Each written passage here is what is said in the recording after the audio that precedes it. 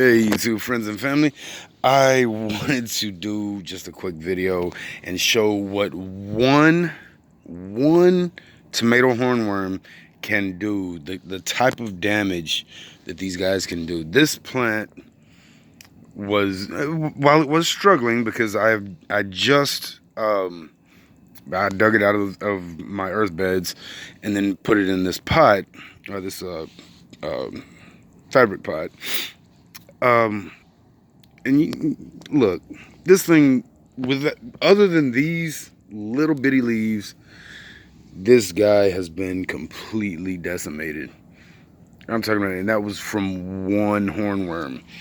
Um, Luckily, I got out here last night and got him off and dispatched the little fella. I don't like doing that, but when these guys come in and just wreak this kind of havoc, this is another one. And this one, he was he must not have been that hungry, because you see, there's still quite a bit of foliage left on this one. This guy will bounce back. There's still foliage. Peppers kind of have this supernatural ability to, you can overwinter peppers. You dig them out of the ground, you cut them back to this type of area, and then just keep them indoors in not a warm spot, but you don't want it to be freezing either. But those guys they're not pleasant. I've got my marigolds actually look like they've bounced back. These marigolds are planted in with some of my citrus. If you look, these are Meyer lemons, and they're actually doing really well since we've had quite a bit of rain. Look, the tree is actually tilted at probably about a 50-60 degree angle or something like that. This is the fruit of this tree, which is a branch that I propagated from this tree when I brought it home about 3 years ago. Here we have my apple tree. This is a Fuji grafted apple, but I've also grafted here 3 different varieties. There's another graft. Here's another graft. I believe 4 of the 6 grafts were successful. This one obviously wasn't. Oh, where else? I know I've got a couple other grafts on there. This is my citrus tree that I grew from seed. That's been a very fun experiment. And we'll see, it's 6 years old, and just, I don't really know what kind of fruit it's going to produce. This is Malabar spinach, and this is my first year growing it. I'm actually just growing this for seed, so I'll have more seed without having to purchase some. And we've got some berries right in there getting ready to form. I was trying to show you guys the trunk of this seed-grown citrus. There it is. So that guy's doing really well. I like this tree.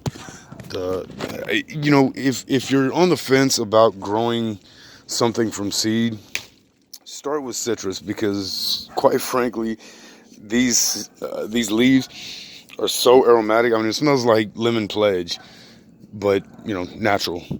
God, I love that. Yeah. So yeah, the Malabar spinach is just in there with the the seed-grown citrus.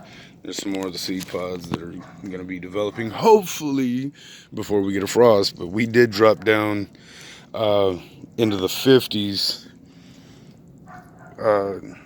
yesterday, and today we were a little bit warmer. I am here in North Texas, and supposedly we're at a solar minimum, but I'm really optimistic. We've been getting a lot of rain, so You can see the yellowing on these leaves. I'm gonna have to say that's a nitrogen deficiency, because it is obviously in some of the older growth. Nitrogen deficiencies are going to show in old growth. You'll have small new growth, but it'll be green. That's because nitrogen is mobile in plant tissue. It is actually very mobile in soil as well, but not all nutrients behave the same in soil and in plant tissue. So, if that makes any sense. This guy, it's another, and you know, I can take a step back and show you guys how massive these pepper plants are. They are just, it's bonkers. Some sweet potato vines that we planted in a container. They were just some extras that I didn't have space for in ground. Obviously nitrogen deficient. But all in all, I'm gonna see, you know, if I can get a couple of potatoes out of there. Other than that, I don't really have anything going. Other than, I'm not going to talk about the earth beds because, quite frankly, my peach tree's sick. I have reason to believe. Okay, so my peach tree, maybe see over there. That guy's sick with black leaf spot. Possibly this plum here. This is a Santa Rosa plum. That is a Georgia Belle peach. The Georgia Belle peach is actually really, apparently very susceptible to black rot. I mean black leaf spot. So yeah, it's dropped a lot of leaves in the middle of spring, early spring. We had a really wet spring. It's not necessarily anything that I did other than just planted a susceptible variety. And then the Santa Rosa plum here, right next to my balcony, it's just the wrong conditions. But anyway, I just thought I'd make a quick video and show you guys what I've got growing up here on the balcony. Like I said, I'll be saving some seeds from Malabar spinach. The oh look, they're starting to flower again, which is really cool. Cause yeah, I'm really enjoying the marigolds flowering. Marigolds are actually really cool with citrus. It wouldn't be necessarily an issue here in North Texas because we don't have nematodes, but marigolds exude a nematicide from their roots. There are a lot of, that's what's crazy about a lot of plants is that they exude sometimes toxic chemicals. They're obviously natural chemicals, but they exude them from the roots, and sometimes they're very beneficial to the plant or what have you. Marigolds are really great for nematodes. Nematodes are very prolific in like sandy soils, which is where citrus tends to grow. So yeah, but I've really got to figure out, I've got to straighten out that tree because it's leaning, like it's trying to get away from the sun, which is why it's up here really close to the house. So it gets very early morning sun and then not much more after that. But the fruit that it is holding looks great. The smaller one actually looks even better. Like I said,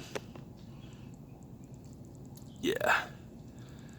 So that's looking fantastic. I'm really happy with that. There's actually some others. Yeah, that guy right there.